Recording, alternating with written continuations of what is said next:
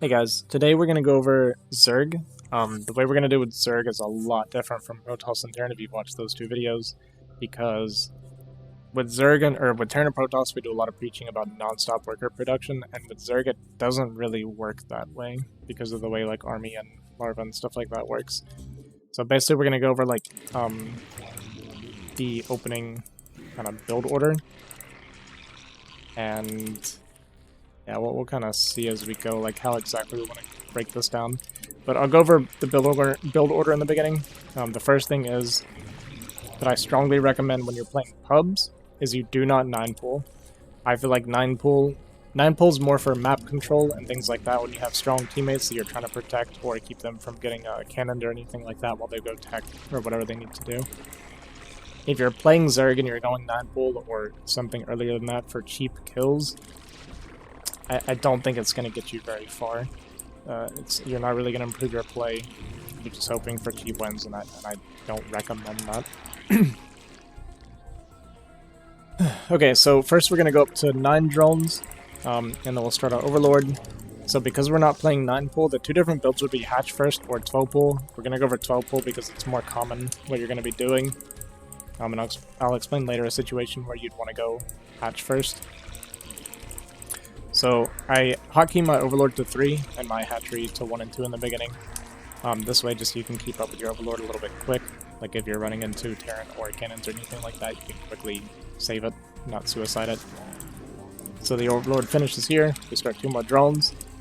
We're going to go up to 12 drones, so 1 more drone.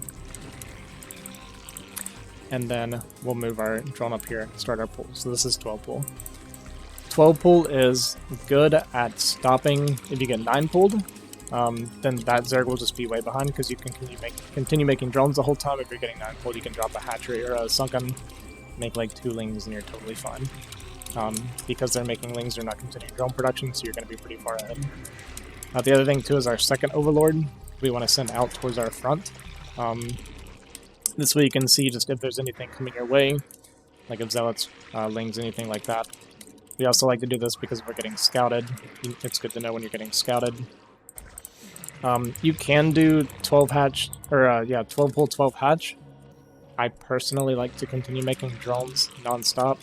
It just kind of lines up with my, always make workers kind of a thing.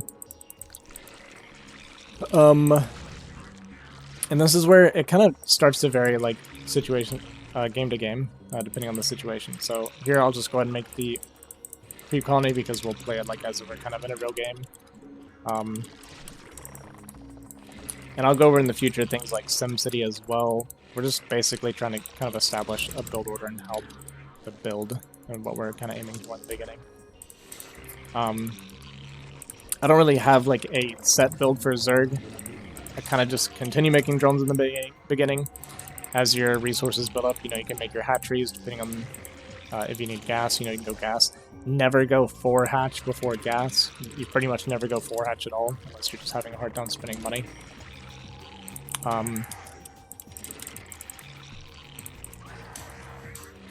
So, let's think about how we want to talk about this. It's just a lot different for Zerg.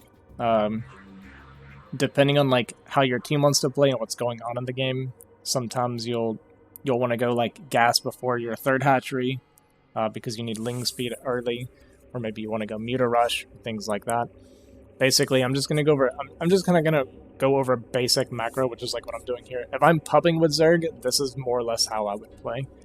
If I'm playing and I'm not counting on my teammates, I play a much greedier style. I keep vision for myself. If my team looks like they're like decent, then you can make lings in the beginning to cover them. Otherwise, you're good to drone up.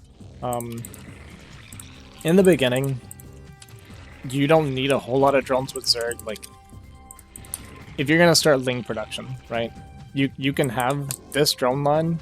If you're up 10, 11, 12 drones, you can produce army non-stop, mine gas, and continue teching.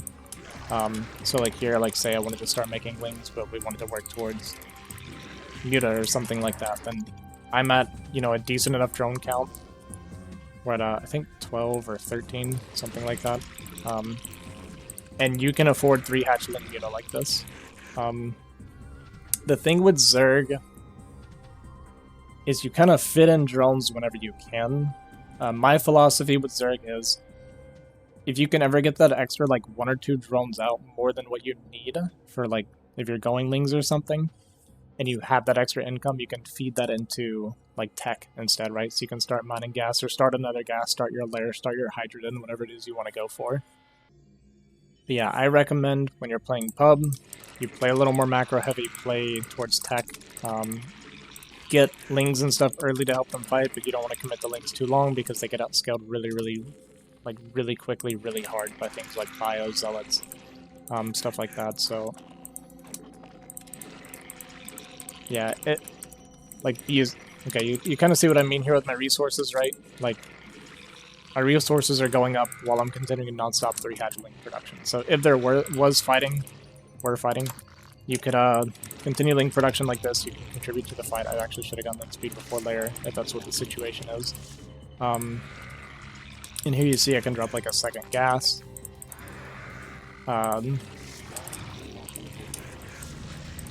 You know, like our layer finishes, we can go Spire, and you see like my resources is fine, even though it's not super eco heavy. So then imagine we're having a fight, and we have like a good fight, right? And with Zerg, it's a little bit more forgiving with the macro because you do continue collecting like larvae and stuff. That being said, it's more forgiving with macro if you're doing army production, but if you're doing eco, like if you want to work on drones, it's not good to let your larva like store up. So like say we're having a good fight and I want to go eco behind it because we can't break through, right? It's good to come back and check constantly to queue your drones because same as with the other races, if you're queuing your drones early, they get to mine them much earlier, right? So like see I have 2 drones finished here, right? Now I could have saved up, right? If you're fighting, then you'll have like 5-6 drones going at once instead of them hatching like this kind of periodically. But that's less income that you've got during that time, right? I know this is like pretty obvious, but a lot of people don't think about like how important this is. So like right now I'm at 105 minerals, so if I started these 2 extra drones, whatever, could get an extra drone, you can start like upgrades, things like that.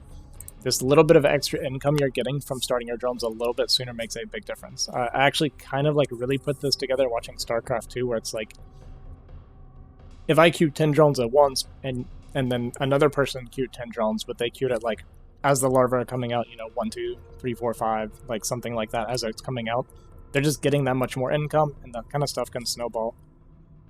But if you're doing army, it's a little more forgiving, because obviously if your larva build up, then it's fine. You can just queue up the army behind it. It's not that big of a deal. A lot of Zerg units make pretty quick. But when you want to drone,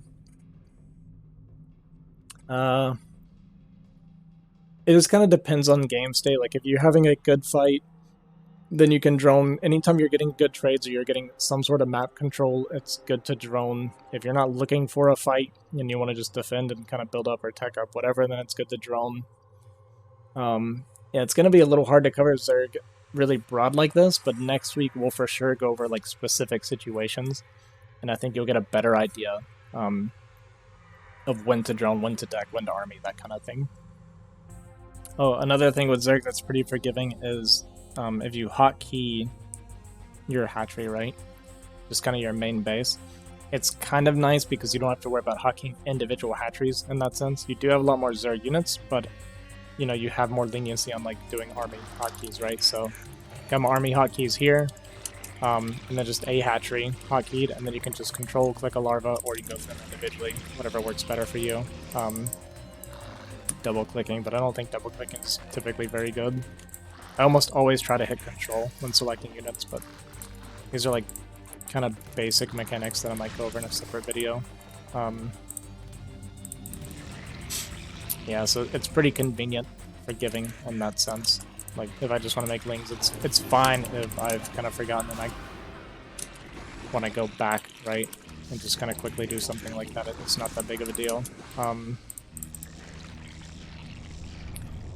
Yeah, so like, Yeah, definitely next week we'll go over exact situations on like when to tech, because I think that's one of the hardest things about Zerg is when is it okay to make economy? When do you like what do you want to tech into? When is it okay to tech? When is it okay to drone? That kind of thing. I think that's the hard part of Zerg because it's not as straightforward as like Terran and especially Protoss, where it's just continue making workers the entire time. I've actually tried, in case any of you guys are wondering, I've tried something like having a dedicated hatchery to drones only, and it just doesn't work very well.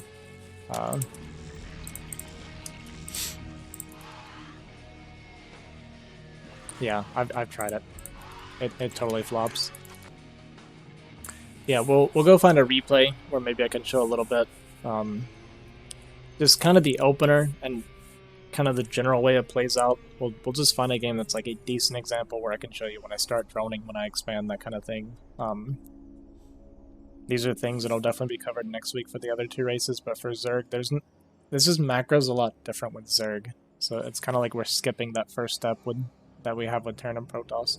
So let's go find a replay, and maybe I can get some better examples to show you guys of kind of what I'm talking about, how the opener plays out. 12 pull versus 9 pull. You'll see a lot of that. Maybe I'll find a hatch first build, but probably not. I think we'll go over that next week. So yeah, let's just find a game where I show you kind of the difference between 12 pull and 9 pull.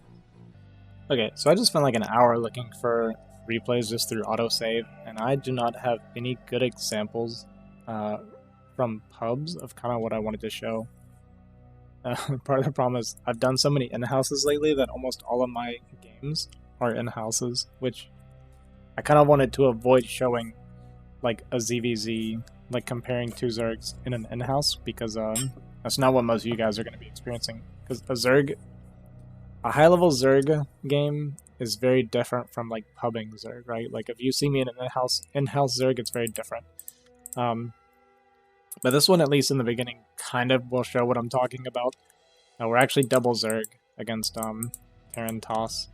This is an in-house game, but you'll still get kind of the general idea of what I'm talking about as far as openers go. So in this case, because I'm trying to teach you guys how to play to win, essentially, we are avoiding being the 9 pull Zerg.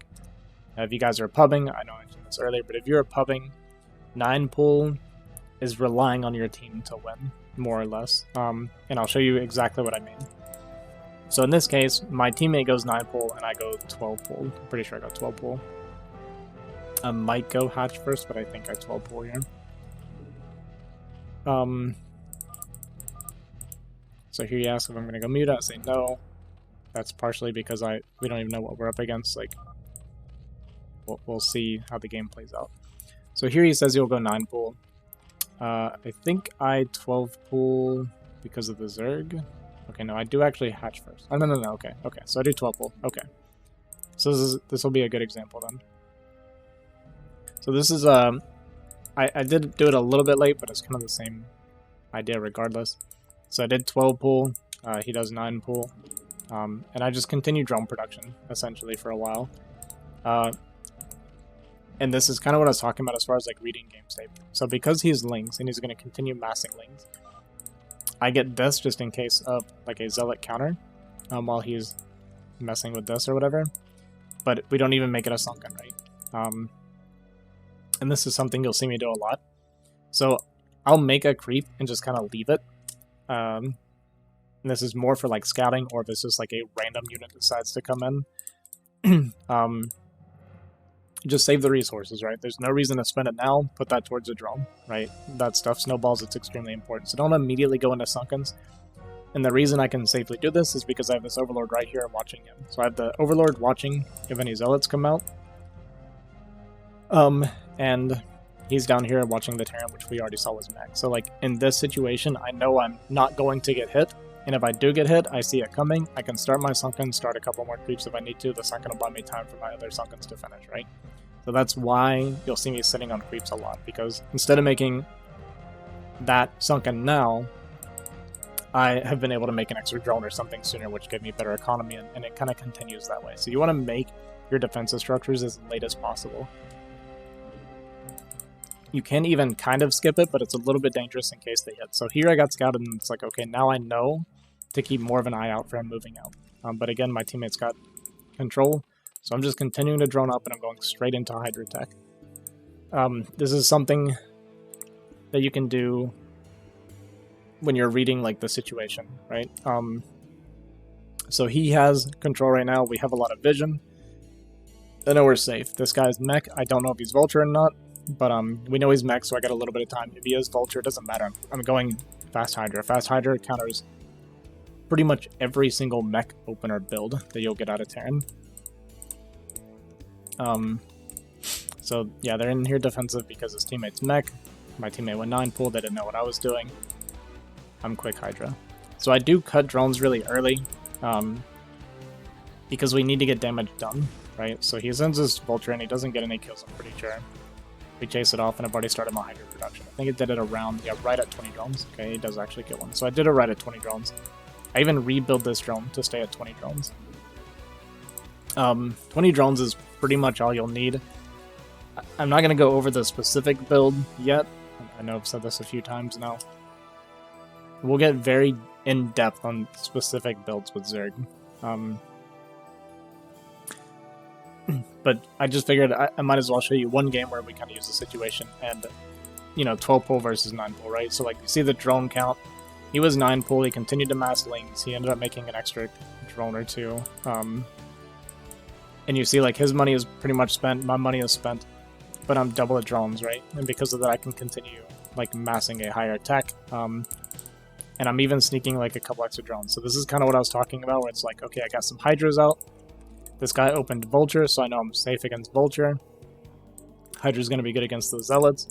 I can sneak out a couple extra drones because I can't quite properly afford my 3 hatcheries. That was kind of the deciding factor. So if it gets to where you can't quite afford something, just add in like 2 extra drones, 3 extra drones, you know, even 1 sometimes if you're going leans. And that'll make up the difference, right? So you can kind of adjust it as you're going once you get to like a macroing point where you're just constantly pumping units. Where if you need to add a couple more drones to either afford what you get, what you have, or if you want to be like working further toward like into tech or something stronger. But I kind of got the initial stuff out because this still like spooks him, right? So like he's gonna get siege and stuff. He's gonna siege up because he doesn't know what we're doing now. I go over here, I start kind of chipping away at this. He made a bunch of extra cannons, so that was part of it too, right? Because they have to adjust to the tech. I know that I'm not in danger. I know they have to adjust. So he's going to go cannons. This guy goes siege mode, so we don't have as much to worry about. My teammate does lose a lot of overlords to the Wraith and even a couple of drones. And we end up committing to an attack here. And I'll show you one more thing, and then we'll move away from this, because the rest of the game is kind of just straightforward. So like here we have to do something because we are double Zerg, and we played map control, and I went quick tech on Zerg. You see the worker count, right? And this is really common for Zerg to be down on workers, and that's why losing workers as Zerg can be so much more devastating than the other races. You typically are going to have a much lower drone count, worker count. So here it's like we have to get damage done, and I know we're under pressure because we're going to be getting outlined massively at this point. So we just have to make use of the map control we gained for ourselves. If you see in production, I'm just constant Hydra, and because I made those 2 extra drone, I can afford, and you see my minerals, it's staying pretty well even now. It actually starts getting ahead, and because of it getting ahead, see what I do, right? I made those 2 extra drones, and instead of not being able to afford my hatcheries, my money started going up, so I drop an extractor, right? So we're preparing for more tech in the future while we're doing this. Here I have to commit to units, but I also know the longer it takes us to kill here, the worse it is for us because the Terran gets that much further ahead because he doesn't have to stop making workers, right? I made that extra extractor, so I'm down to 21. We're just like fighting nonstop. Rallying here, trying to get this kill. We do eventually get in. I just want to show you my reaction once we get the kill. And this is kind of what I mean when it's like when Zerg gets so situational. You just have to be like really versatile. I personally think Zerg is a significantly harder to use race because of this.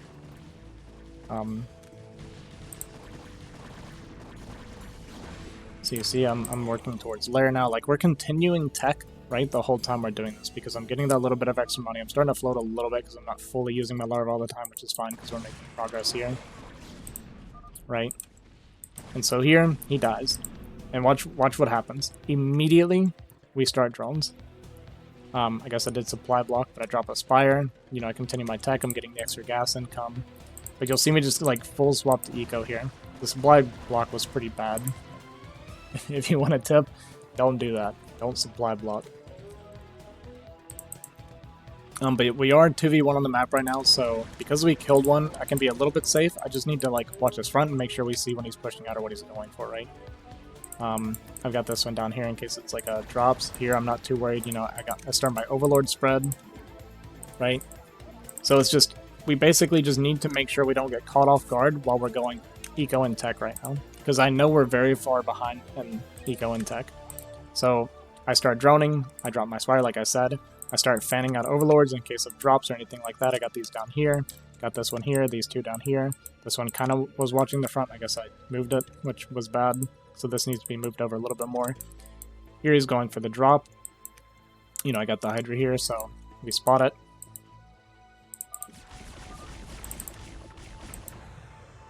Maybe it actually might have been empty. But either way we see it. So here I even know, like, he's going to push soon. And it's like, look, right? So I went from 20 workers to 34. Not enough. But it's, you know, we're getting there. We're working towards it. I continue tech.